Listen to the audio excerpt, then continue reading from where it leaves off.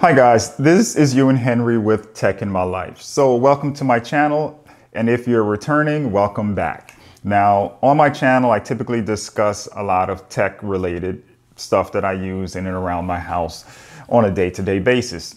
So one of the things I use the most is actually my bicycle. I'm an avid cyclist. I do a lot of cycling, maybe a couple hundred miles per week, which is a lot for me. There's definitely guys out there doing a lot more, but anyway, I digress. So I want to do a three-part series on what I'm about to do, which is upgrade my bike to the new 12-speed Ultegra.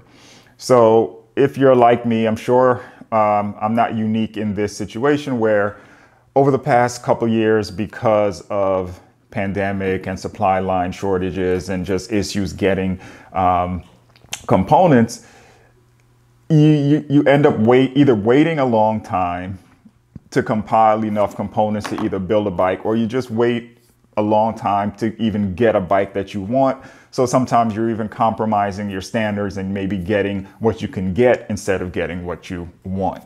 Now for me, I was very fortunate in that early 2001, I was able to get my hands on a Giant TCR frame and fork, which is exactly what I wanted.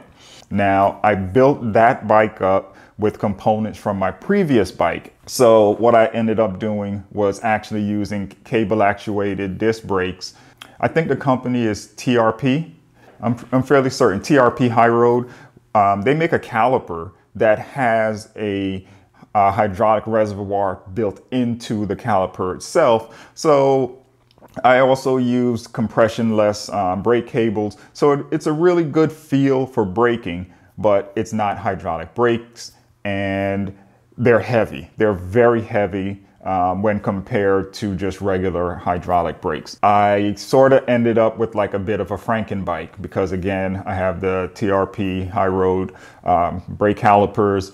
My levers, my shift levers are Dura-Ace DI2, and my front and rear derailleur is Ultegra DI2. What we're looking at in front of me is a full Ultegra DI2 12-speed.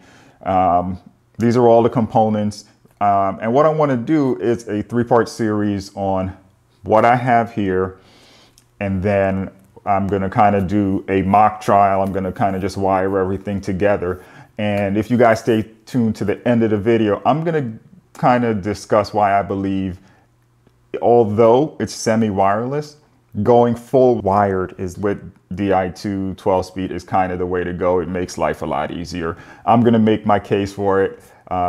You guys definitely in the comment section can get at me on whether you're with me or not on why, although it's wireless, semi-wireless, why going fully wired actually more practical for either the new Dura-Ace or the new Ultegra. Right now, I'm just going to go over what we have here. So right here we have the Ultegra shift levers. I'm going to open the box up in a second, but we got one shift lever. I'm not sure if that's left or right, and the other shift lever, I'm not sure if that's left or right or front or back, but that's the two right there. Right here we have the new front derailleur, rear derailleur, the new battery, rotors. While I have rotors, I wanted new rotors because there's new brake pads on the calipers, and I just wanted to bed in new calipers and new rotors. So I ended up getting new rotors and Ultegra cassettes. I believe I went with the 11 to 30 charging cable and 12-speed chain. Now this 12-speed chain, I'm also going to be doing a waxing on this chain. I've always done a wax. And what I'll typically do with a brand new chain is wax it. And then after maybe 200-300 miles, I start using one of my favorite things, if you guys can see it in the back there, which is squirt. I use that a lot. But that's after about a couple hundred miles of just using the wax. What I also have here now are the new DI2 cables. And what are my lengths here? 900 millimeter, 1600 millimeter, 500 millimeter, and a 600 millimeter. Now, some things that I picked up that might be necessary, might not be necessary, but I felt like I'd play it safe. I got a K-edge chain catcher. I have the older Dura-Ace 53 tooth big ring. Sometimes with shifting, there's been a few drop chains. So I decided to play it safe than sorry and get a chain catcher. So I'm gonna retape my rim tape. And so one of the things you absolutely need, and for me, this is going to be overkill. I don't know how many disc brake bikes I'm going to be building, but something tells me from henceforth, that's kind of where we're going to be. So I have a disc brake bike. I do plan on taking the components from this bike and building a disc brake gravel bike. So one of the tools that's absolutely going to be essential is disc brake hose cutting tool. So I picked up this Shimano TL BH62. That's a must-have. Brake bleed kit. Also, I have here some brake fluid. We're going to need this in case I have to do a brake bleed. I did get this Shimano hydraulic mineral oil. Of course, I also got enough for me, you, and everybody else in the world, because I seriously doubt, not working at a bike shop, I'm just a home mechanic, and I got enough for all of us, guys. If you guys need mineral oil, let me know. Last but not least, on my table here is my bar tape. Now, I love these bar tapes. This one specifically, not just the name brand, the Super Cuz, but specifically the Bling Carbon. I love this tape. It's like bomb-proof almost. It seems like you can run this tape forever. But I bought two of them because either I'll rewrap it in a few years, or just the second one will go on my gravel bike. But when first off, it took forever to find them. And I ended up getting them from Amazon. By the way, everything here I got on Amazon, which is amazing. I mentioned before that I'm going to make my case for why going fully wired with the new 12-speed Shimano DI2 is the way to go, as opposed to going semi-wireless. I don't know why Shimano builds this as semi-wireless instead of fully wired.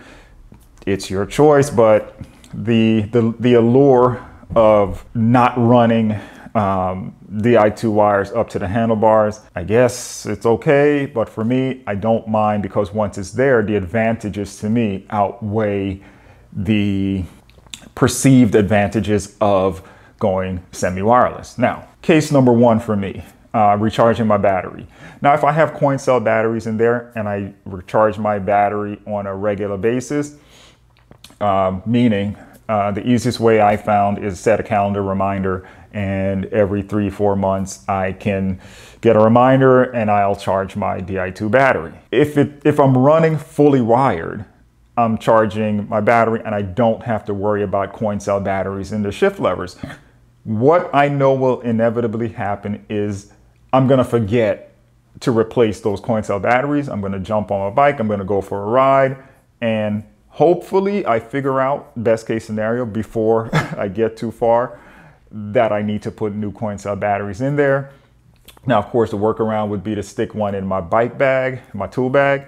I don't want to have to deal with that. That to me is just a nuisance to be worrying about changing coin cell batteries out on the road. It's not a big deal. I'm sure it'll take about as much time as changing a flat tire or less, but who wants to deal with that? So case in point number one, having one battery to charge is the way to go. Case in point number two, I'm gonna have to run a brake line from my levers to my rear brakes. I'm gonna be in the down tube anyway. I might as well just run a DI2 wire from the battery to the shift levers, which is why I have a 1600 millimeter in the DI2 cable, is because I'm just gonna do that. So if I have to do it, I'm just gonna do it.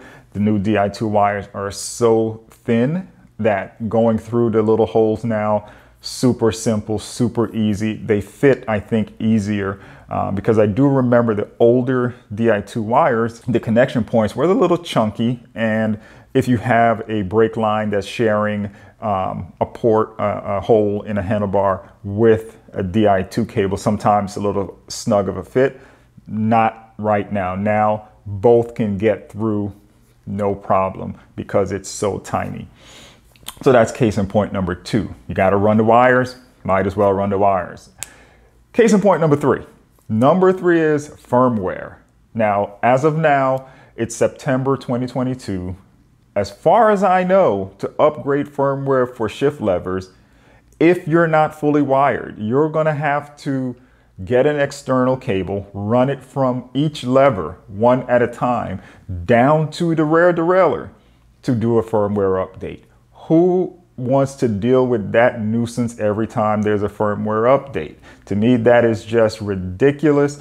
Maybe this is something Shimano is working on. I don't know, but as of today, I do believe there is not a workaround. You're going to have to get an external wire, run it from each lever down to the rear derailleur anyway, and that's how you're going to be going about updating your firmware for your levers. Pain in the ass. So to avoid all of that, I'm going to run the wire. I'm going to have firmware updates where I don't have to run an external wire. I'm going to have a long battery life and charge it every 3 or 4 months, maybe longer. And I'm not going to have to worry about coin cell batteries at some point in time being dead and having to replace those. So those are my 3 reasons why I do believe going fully wired as opposed to semi-wireless is the way to go. Now, guys, if you are on team fully wired, let me know. If you're on team wireless, let me know. Excuse me. If you're buying your bike, if you are in the market and you're buying your bike, what are you going to say to the guy at the bike shop if, you know, you put all those 3 factors into consideration and they're like, you know, we're selling you a bike that's semi-wireless? Are you going to say, hey, I don't want it semi-wireless? How are you going to approach that scenario? If you guys have done so, let me know. If you're planning on doing so, is that something you're even going to consider, or just look at the benefits? Like I said, in my humble opinion, perceived benefits of going semi-wireless. Because I don't even know if the bike shop is going to pass that information out there. Hopefully they do. Hopefully they say, look, if you go semi-wireless and you got firmware updates, here's an additional cable. Are they going to do that? I don't know. You're just going to have to go out and maybe buy another cable. I don't know. But these are things I think you should be considering when thinking about going semi-wireless. So that's it for now, guys. Those are my thoughts. If you guys have any thoughts you want to share with me, if you have any information you think I missed or just got wrong, let me know in the comments section. And I look forward to hearing from you guys. Until then, I'll see you in the next one. Take care. Be safe. And remember, ride, rest, ride. Got it? Ride, rest, ride. That's what you do. All right? Take care, and I'll see you guys in the next one.